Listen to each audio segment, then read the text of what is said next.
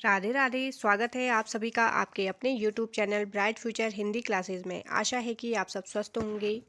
आज मैं फिर से आपके लिए हिंदी साहित्य की प्रश्नोत्तर सीरीज नंबर 8 लेकर आई हूँ। और इससे पहले की सीरीज जिन भी स्टूडेंट्स ने नहीं देखी है वो मेरे डिस्क्रिप्शन बॉक्स में जाकर देख सकते हैं। मैंने वहाँ पर उसका लिंक शेयर किया हुआ है। और जो भी नए हैं वो मेरे चैनल को सब्सक्राइब करिए ताकि आपको मेरी आने वाली हर एक वीडियो आसानी से मिल सके। लाइक करिए, शेयर करिए और कमेंट में ज़रूर बताइएगा कि आपको आज की सीरीज़ के ये प्रश्न कैसे लगे। तो चलिए ज़्यादा देर न करते हुए शुरू करते हैं आज की हमारी वीडियो का ये प्रश्न, जो कि है निम्न रचनाओं में प्रताप शाही की रचना कौन सी नहीं है। इसके ऑप्शन देखिए, काव्य विलास, व्यंग्यार्थ कौमुदी, नवरस तरंग और श्रृंगार मंजरी। तो इसमें से हमें एक रचना ऐसी बतानी है जो प्रताप शाही ने नहीं लिखी है। वो है ऑप्शन नंबर सी, नवरस तरंग। ये नवरस तरंग किसकी रचना है? ये है बेनी प्रवीण की। किसकी रचना है ये? बेनी प्रवीण की। अगले प्रश्न पर चलते हैं। निम्नलिखित में से कौन सा कवि रीतिबद्ध परंपरा में है? इसके ऑप्शन है बिहारी लाल, घनानंद, मतीराम या आलम। तो रीतिबद्ध जो परंपरा थी उसके कवि हमें बताने हैं, वो कौन थे? तो इसका सही आंसर है ऑप्शन नंबर सी, मतीराम रीतिबद्ध परंपरा के कवि थे। और इसके अलावा देखिए, रीतिबद्ध के अन्य कवि हम देखेंगे यहाँ पर चिंतामणि, भूषण, जसवंत सिंह, सुखदेव मिश्र, तोषनिधि, कुलपति मिश्र और देव। ये सभी कौन सी परंपरा के थे? रीतिबद्ध परंपरा के। जबकि बिहारी लाल कौन से कवि थे? ये रीति सिद्ध कवि थे। तथा घनानंद, बोधा, ठाकुर और आलम ये रीति मुक्त कवि थे। तो आप इन्हें नोट डाउन कर लीजिए, ये एग्जाम में अक्सर पूछे जाते हैं। अगला प्रश्न देखिए, ऋतु वर्णन तो इनके जैसा और किसी, ऐसा नहीं है यहाँ पर जैसा, ऋतु वर्णन तो इनके जैसा और किसी श्रृंगारी कवि ने नहीं किया है। तो आचार्य रामचंद्र शुक्ल का यह कथन किस कवि के लिए है? तो ऋतु वर्णन जो बहुत अच्छा करते थे वो कौन से कवि थे? इसके ऑप्शन देखिए, बिहारी, घनानंद, सेनापति, पद्माकर। तो इसका जो सही आंसर है वो है ऑप्शन नंबर सी, सेनापति जी। इनके अन्य जो रचित ग्रंथ हैं वो देखिए, कवित्त रत्नाकर और काव्य कल्पद्रुम। अगला प्रश्न देखेंगे, इनमें से किसने आदिकाल को जयकाल तथा रीतिकाल को कलाकाल कहा है? तो इसके ऑप्शन देखिए, डॉक्टर ग्रियर्सन, डॉक्टर रमाशंकर शुक्ल, रसाल, डॉक्टर इंद्रनाथ मदान और आचार्य नंद दुलारे वाजपेयी। तो किसने आदिकाल को जयकाल और रीतिकाल को कलाकाल कहा है? ये कहा है ऑप्शन नंबर बी, रमाशंकर शुक्ल रसाल ने। अगला प्रश्न देखिए, डॉक्टर पीताम्बर दत्त बर्थवाल के अनुसार रामचंद्रिका है। इसके ऑप्शन देखिए, असाधारण महाकाव्य, फुटकर कविताओं का संग्रह, छंदों का अजायब घर कहा इन्होंने, या अलंकार मंजूषा कहा है। तो इसका सही आंसर है ऑप्शन नंबर बी, फुटकर कविताओं का संग्रह। डॉक्टर पीताम्बर दत्त बर्थवाल के अनुसार रामचंद्रिका फुटकर कविताओं का एक संकलन मात्र है। जबकि डॉक्टर रामस्वरूप चतुर्वेदी ने रामचंद्रिका को क्या बोला है? छंदों का अजायब घर। तो ये भी प्रश्न बनता है कि रामचंद्रिका को छंदों का अजायब घर किस विद्वान ने कहा है? तो ये कहा है डॉक्टर रामस्वरूप चतुर्वेदी। और रामचंद्रिका को फुटकर कविताओं का संकलन किसने कहा है? तो ये कहा है डॉक्टर पीताम्बर दत्त बर्थवाल ने। अगला प्रश्न देखिए, निम्नलिखित कृतियों में कौन सी कृति भारतेंदु हरिश्चंद्र द्वारा रचित नहीं है? तो इसके ऑप्शन देखिए, पायस पयोनिधि, वर्षा विनोद, गीत गोविंदानंद और वेणु गीत। तो इसका सही आंसर है ऑप्शन नंबर ए, पायस पयोनिधि। ये भारतेंदु जी की नहीं है, बल्कि इसके रचयिता कौन है? गोविंद गिल्ला भाई हैं। जबकि वर्षा विनोद, गीत गोविंदानंद और वेणु गीत ये तीनों ही किसके हैं? भारतेंदु हरिश्चंद्र जी द्वारा रचित काव्य संग्रह हैं। और भारतेंदु हरिश्चंद्र की समस्त रचनाओं की संख्या कितनी है? 175।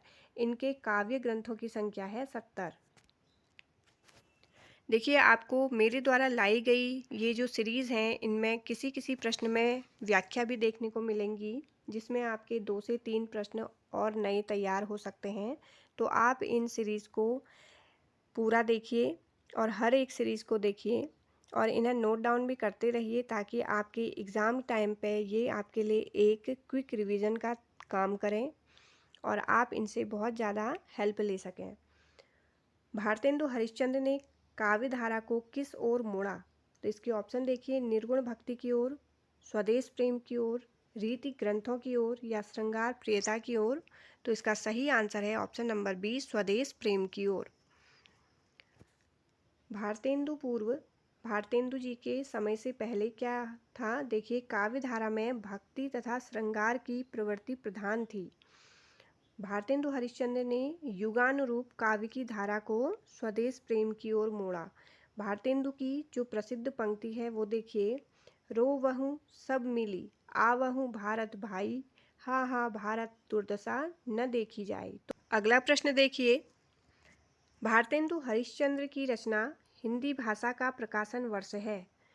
तो हिंदी भाषा जो इनके द्वारा रचित है उसका प्रकाशन वर्ष हमें बताना है। इसके ऑप्शन है 1865 ईस्वी, 1890 ईस्वी, 1885 ईस्वी या 1850 ईस्वी।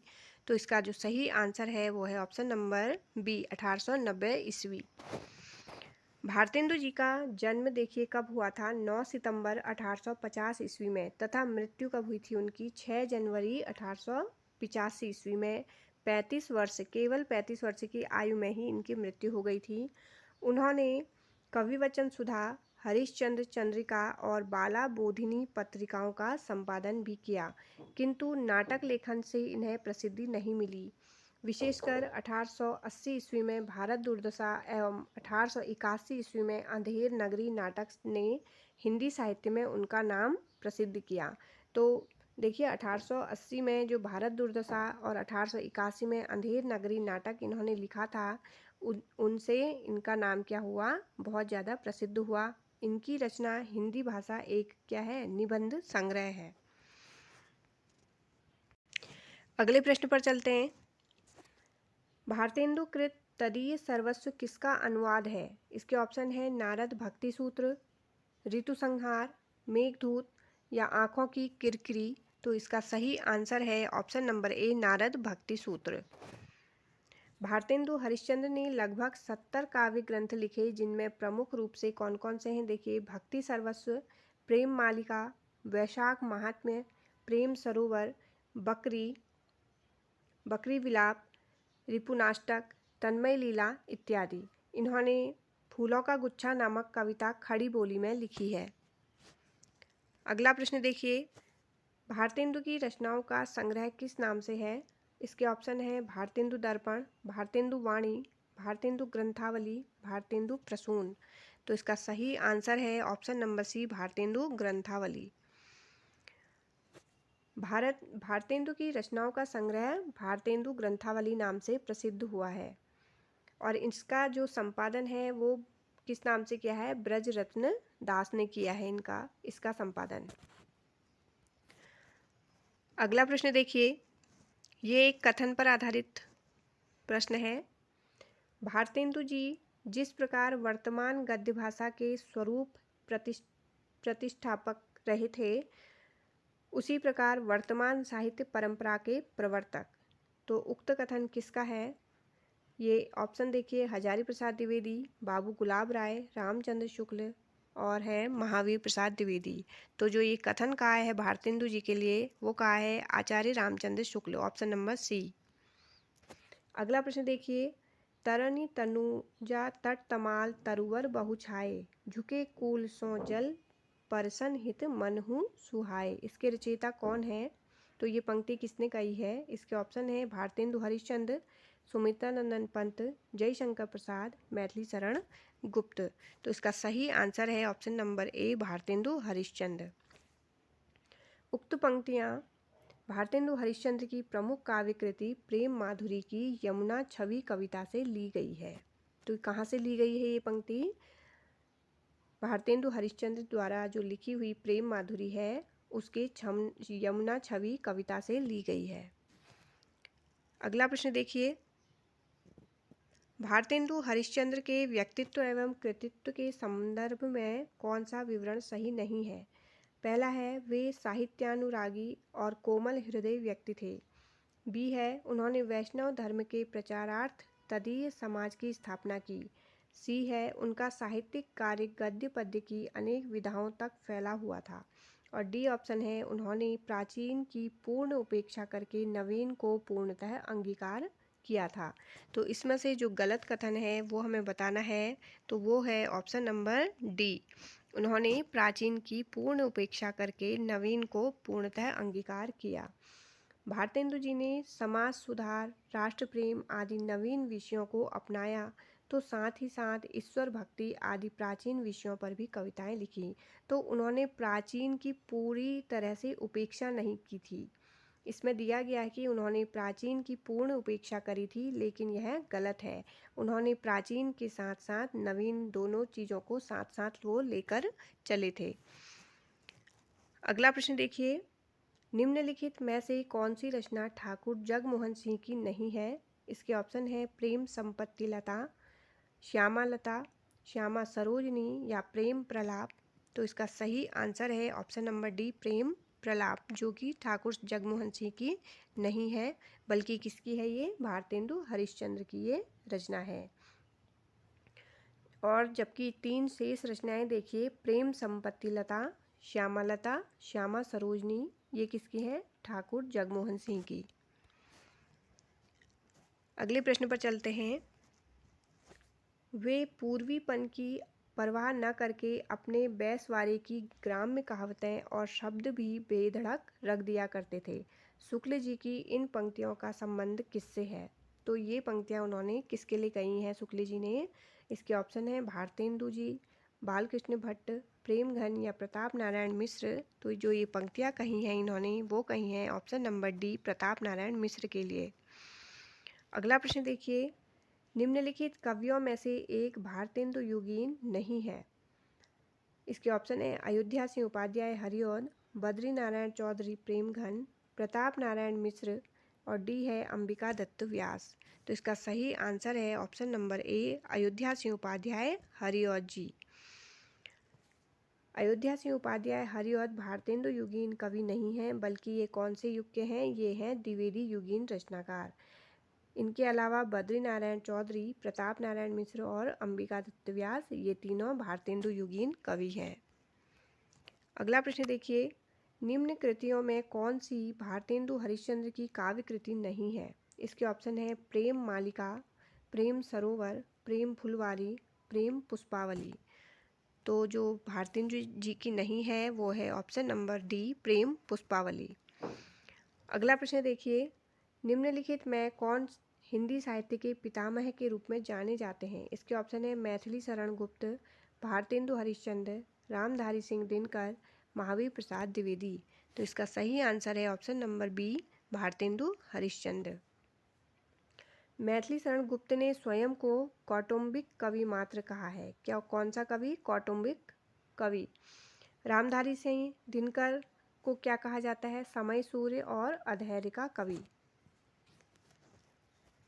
अगला प्रश्न देखिए, समस्या पूर्ति किस युग की विशेषता है? इसके ऑप्शन है, भारतेंदु युग, छायावाद युग, द्विवेदी युग या प्रगतिवादी युग। तो समस्या पूर्ति जो रही थी वो थी ऑप्शन नंबर ए, भारतेंदु युग की। भारतेंदु युग में समस्या पूर्ति एक लोकप्रिय काव्य पद्धति थी। कवियों की प्रतिभा और रचना कौशल परखने के लिए कवि गोष्ठियों एवं कवि समाजों में कठिन से कठिन विषयों पर समस्या पूर्ति कराई जाती थी। मतलब समाज की जो भी परेशानियां थी, समस्या थी, उस पर क्या रखी जाती थी? कवि गोष्ठियाँ। भारतेंदु जी द्वारा काशी में स्थापित कविता वर्धिनी सभा, बाबा सुमेरु सिंह द्वारा निजामाबाद में स्थापित कवि समाज आदि ऐसे मंच थे जहां नियमित रूप से समस्या पूर्तियां कराई जाती थी। अगला प्रश्न देखिए, भारतेंदु युग का कौन सा कवि पुष्ट मार्ग में दीक्षित था? इसके ऑप्शन है, बालकृष्ण भट्ट, भारतेंदु हरिश्चंद्र, प्रेमघन, प्रताप नारायण मिश्र। तो इसका सही आंसर है option number B, Bharatendu Harishchandra. Bakri Vilap किसकी काव्य कृति है? इसके ऑप्शन है, भारतेंदु हरिश्चंद्र, प्रेमघन, बालकृष्ण भट्ट या इनमें से कोई नहीं? तो इसका सही आंसर है ऑप्शन नंबर ए, भारतेंदु हरिश्चंद्र। बकरी विलाप भारतेंदु हरिश्चंद्र की व्यंग्यात्मक काव्यकृति है। इसके अतिरिक्त प्रेम प्रलाप, प्रेमाश्रु वर्षण, प्रेम तरंग, वर्षा विनोद, विनय प्रेम, पचासा, तन्मय लीला, दान लीला आदि इनकी अन्य कृतियां हैं। अगला प्रश्न देखिए, प्रयाग रामागमन के लेखक कौन हैं? इसके ऑप्शन हैं बालकृष्ण भट्ट, प्रताप नारायण मिश्र, प्रेमघन, इनमें से कोई नहीं। तो इसका सही आंसर है ऑप्शन नंबर सी, प्रेमघन।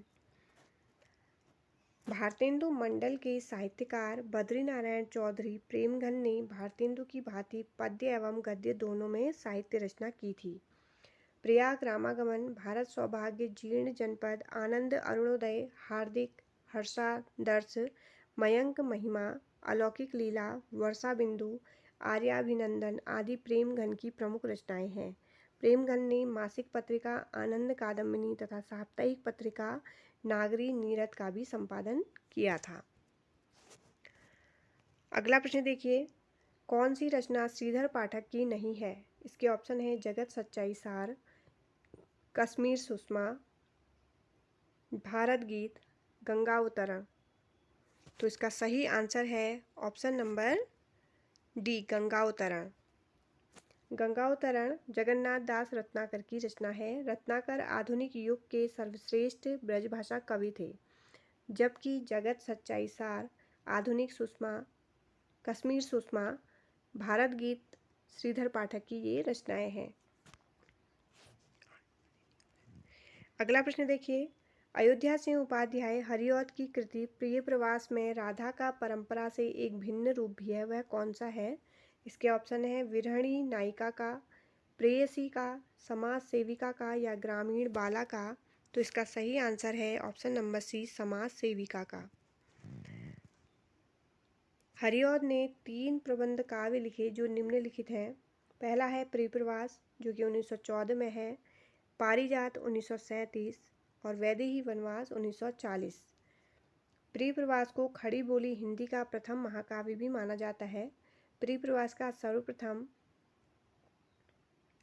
नाम क्या था? ब्रजांगना विलाप था और यह संपूर्ण काव्य संस्कृत के वर्ण वृत्तों पर आधारित है। हरिऔध जी द्वारा ब्रज भाषा में रचित रस कलश एक रीति ग्रंथ है जो कि 1931 ईस्वी का प्रकाशन वर्ष है। गणपति चंद्र गुप्त ने हरिऔध को आधुनिक काल का सूरदास भी कहा है। अगला प्रश्न देखिए, निम्नलिखित में मैथिली शरण गुप्त का खंड काव्य कौन सा नहीं है, वो हमें बताना है। इसके ऑप्शन है पंचवटी, सिद्धराज, नहुष या पथिक। तो इसका सही आंसर है ऑप्शन नंबर डी, पथिक। पथिक खंड काव्य की रचना 1920 ईस्वी में राम नरेश त्रिपाठी जी द्वारा की गई है। तो पथिक जो है उसके रचनाकार हैं राम नरेश त्रिपाठी। ये एक खंड काव्य है। पंचवटी, सिद्धराज तथा नहुष मैथिली शरण गुप्त द्वारा रचित खंड काव्य है। मैथिली शरण गुप्त ने बंगला कवि माइकेल मधुसूदन दत्त की रचनाओं का मधुप उपनाम से अनुवाद भी किया था। जयद्रथ वध, भारत भारती, द्वापर, काबा और करबला मैथिली शरण गुप्त के अन्य प्रमुख खंड काव्य हैं। तो यहाँ पर देखिए मैथिली शरण गुप्त के बहुत महत्वपूर्ण ये खंड काव्य हैं, इन्हें भी आप देख लीजिएगा। तो ये आज की हमारी सीरीज का अंतिम प्रश्न 200 नंबर का है। मैं हर सीरीज में आपके लिए 25 प्रश्न लेकर आ रही हूँ, तो इसकी आगे के जो प्रश्न हैं वो हम अगली सीरीज 9 में करेंगे, उन्हें देखेंगे। तो तब तक के लिए धन्यवाद। जय हिंद, जय भारत।